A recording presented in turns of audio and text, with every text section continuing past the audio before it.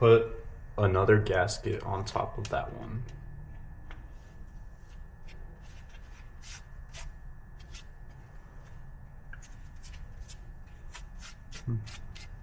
A little bit of stuff coming off the gasket. Glad we have that rag in there. Before we put the carburetor back on, we are going to pull this rag out, because that would not be good. And then take this little piece out. And then we'll put the carburetor back on there.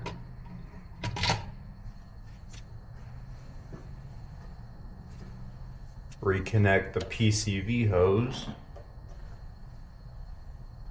And then we'll get our lock washers and our nuts back on to secure our carburetor.